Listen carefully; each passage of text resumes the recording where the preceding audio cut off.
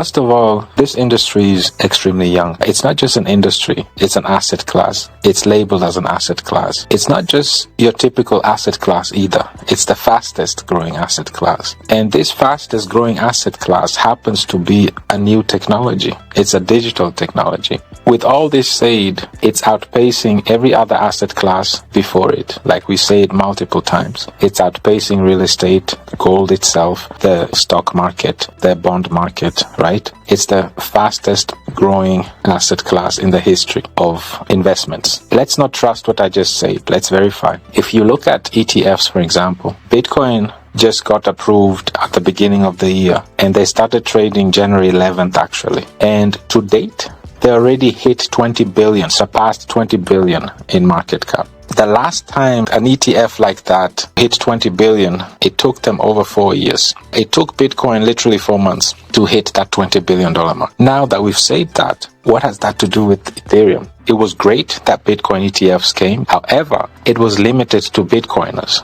If you have to compare the two, which blockchain truly represents DeFi and the blockchain technology? It is Ethereum. Well, why would I say so? It's because Ethereum has the most smart contracts on there. Bitcoin is just buy and hold. That's all you can do. They are starting to pick up now, having NFTs in ordinals, having layer 2s. They're also starting to have more DeFi on Bitcoin. However, Bitcoin blockchain is not built for smart contracts. It's not built to be scaling. It's not built for that. Bitcoin is just known as a store of value. All you do, you buy and hold. The relevance of Ethereum blockchain is so big because it has, first of all, the most liquidity. It has the most application, most use cases.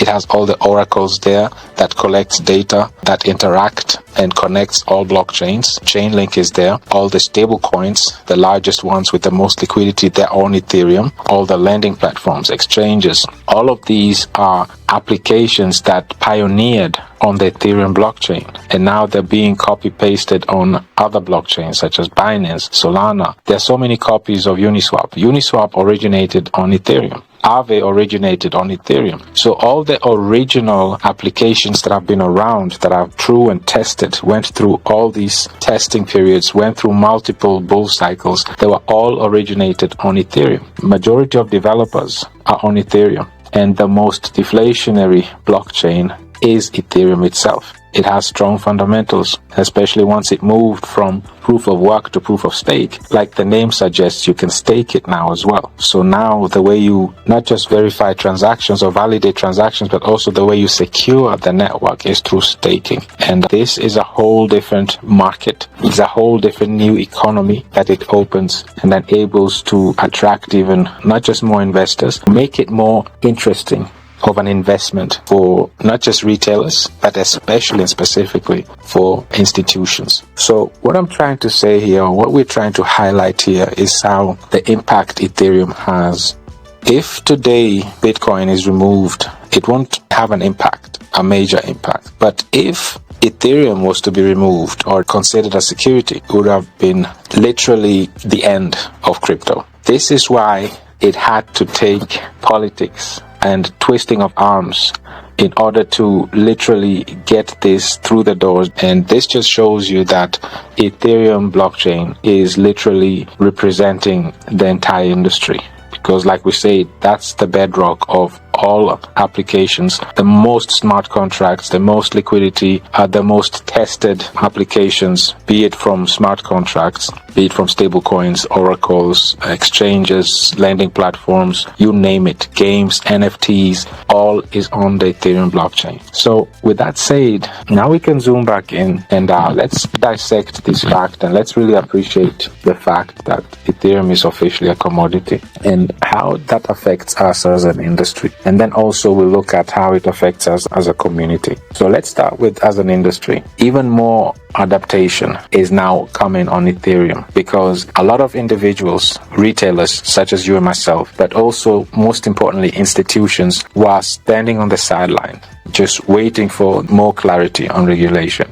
One of the best examples is that we discussed that in our last community event when we saw that the largest bank in Singapore, within a week of Ethereum being deemed a commodity, this largest bank in Singapore already went ahead and invested over 600 million Ethereum. This just shows you that many financial institutions were just waiting on the sidelines for more clarity to jump on this opportunity. And we'll see how institutions, like we discussed also in our last community event, such as MasterCard, is now literally facilitating or making it so much easier to have a wallet. You don't have to deal with seed phrases. You don't have to literally go through all these sophisticated technical things you need to know if you want to even just send funds or receive them. We see a lot of products being shipped out by well-established, well-regulated institutions, like I say, for example, MasterCard.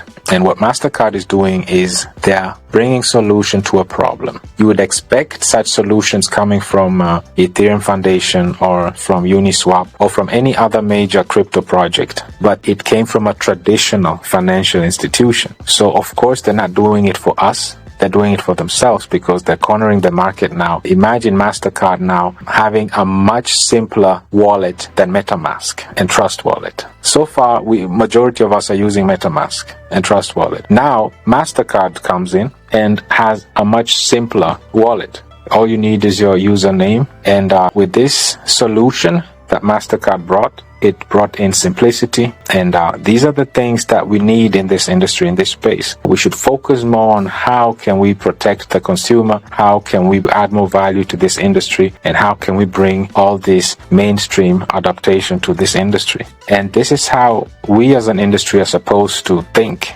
and develop products, smart contracts, ecosystems with this in mind. As we see it, you can say unfortunately or fortunately, depending on how you weigh it, it's traditional financial institutions that are coming up with such great innovations. They could have gone to Binance, they could have gone to Polygon or Avalanche, Algorand, and Solana, but they chose Ethereum. And this just speaks of the importance of Ethereum. To show you the impact that BlackRock has, liquidity fund tokenized US debt token known as BIDL. Its purpose, like we all know by now, is to purchase more and more US debts, right? And this token is paired with USDC as well. So what does that tell us? USDC and this BIDL token, which is a liquidity fund that is launched on the Ethereum blockchain, this liquidity fund will help with the debt management of the US debt because it will be literally the largest liquidity fund in the space. If BlackRock starts something or wants to be part of something, they're not here to just be one of the players. They're here to take over and to dominate.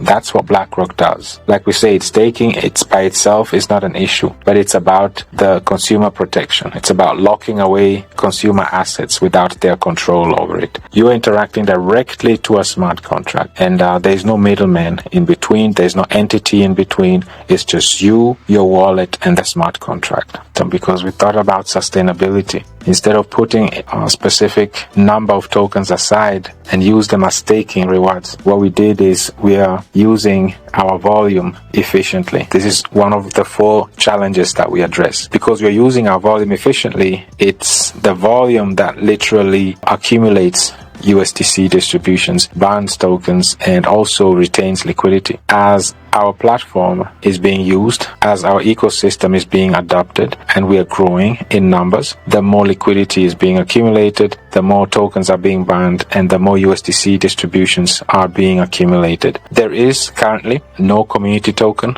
or popularly known as meme tokens, that have such a sustainable ecosystem. Majority of them don't even have a working, functioning staking platform, let alone retaining liquidity or actually have a burning mechanism.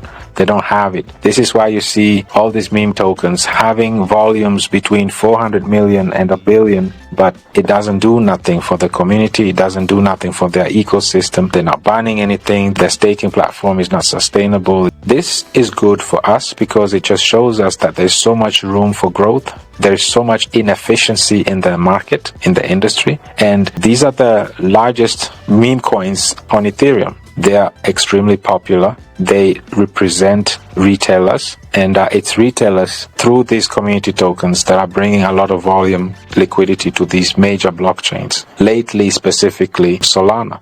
Comparing the blockchain technology to the internet, you were not able to directly invest in the internet. Imagine if you could invest directly in the internet back in the 90s. That means that anything else that is being built or was built or has been built on top of the internet, that's revenue for you, right? Because you invested in the technology, and that technology is internet. But you can't invest in the internet, right? Obviously. But Ethereum is considered the modern day internet. Everything is being built on top of Ethereum. And not only that, that same Ethereum is used as gas. So you can't transact, you can't even use these applications without Ethereum. And on top of that, Ethereum is fundamentally the strongest blockchain in the industry. It is deflationary. There is nothing, no asset like it, let alone a token, a staking platform like Boron that is scarce. There is nothing like it either. If you want to be part of ecosystems, communities, now you have to pay more attention, because now you have to ask yourself, is this ecosystem compliant? Will they be around by the end of the month? Because once these regulations are in place, will these exchanges still be around? Will these stable coins still be around? Are there mechanisms and ecosystem working in my best interest? Are they sustainable? Will they last beyond this bull cycle? Are they smart contracts audited? Like, you ask yourself so many questions now. In this crypto space, because it's fairly new, there is really no benchmark yet.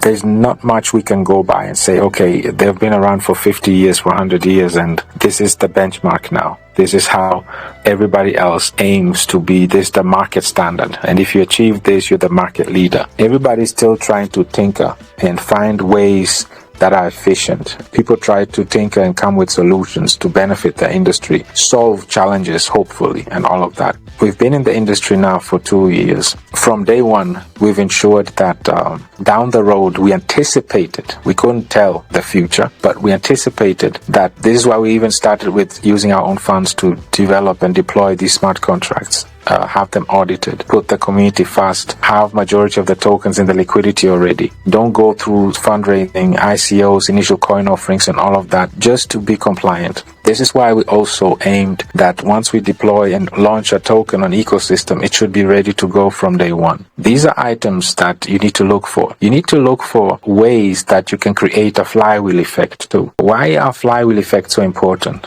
Because this is how you can scale, this is how you grow. Because growth requires thinking, strategizing ahead of time. How will an ecosystem grow if you don't have a sort of flywheel effect? The way our flywheel effect works is that each time there's a buy or a sell, Boron retains liquidity. This liquidity over time increases and attracts more traders, right?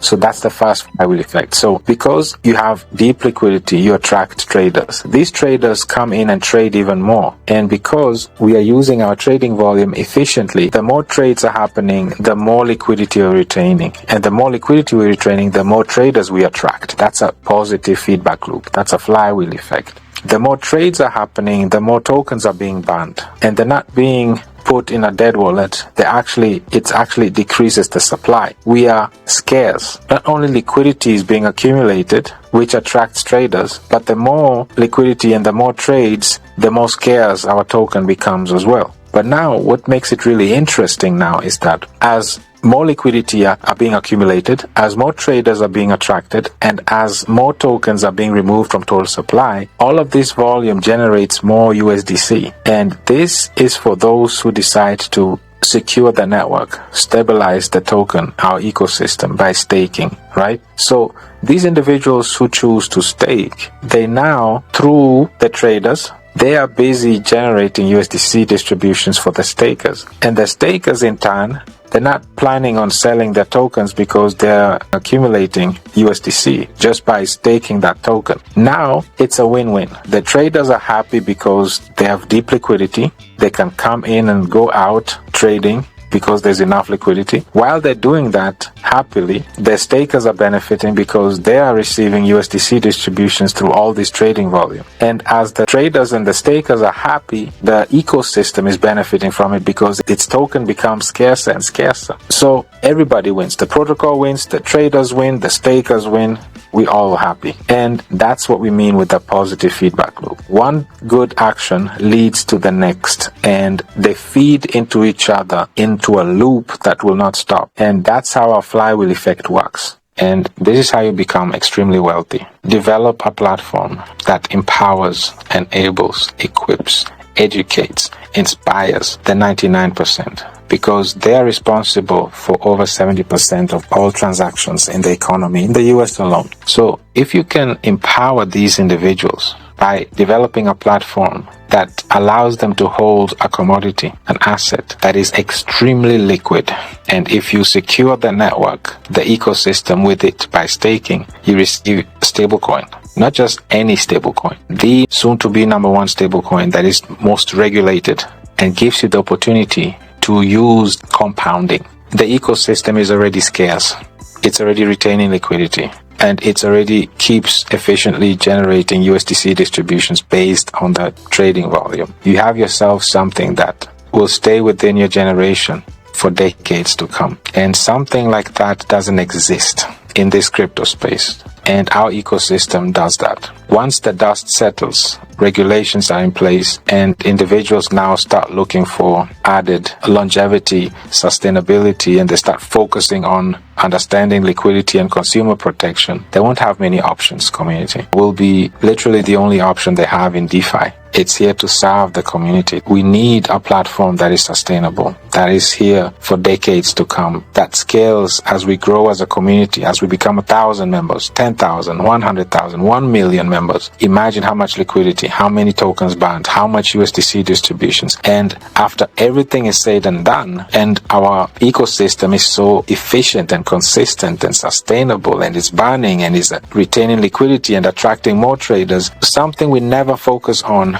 will now put us on the map, because eventually we'll have the deepest liquidity, we'll have the highest price in the industry, because simply we are just buying too many tokens and removing supply, and these trades can't stop because the liquidity is so deep and the USDC distributions keep piling up, attracting more stakers, and before you know it, we are breaking all numbers. We're not going to talk price, we're not going to speculate, none of that. This is why we focus on fundamentals. If you focus on fundamentals, on sustainability, efficiency, if you put the community first and give them a platform that enables them, empowers them to be part of this wealth generating event, of this new technology, that you can literally invest in the technology directly. You were not able to invest in internet, but now you can invest in Ethereum directly, on the Ethereum ecosystem directly, on Ethereum smart contracts and tokens directly. This has never been done before, because Ethereum, the most adopted, it's a commodity now, it's the most liquid, it's the only deflationary blockchain in the industry, it's one that you can stake, it's one that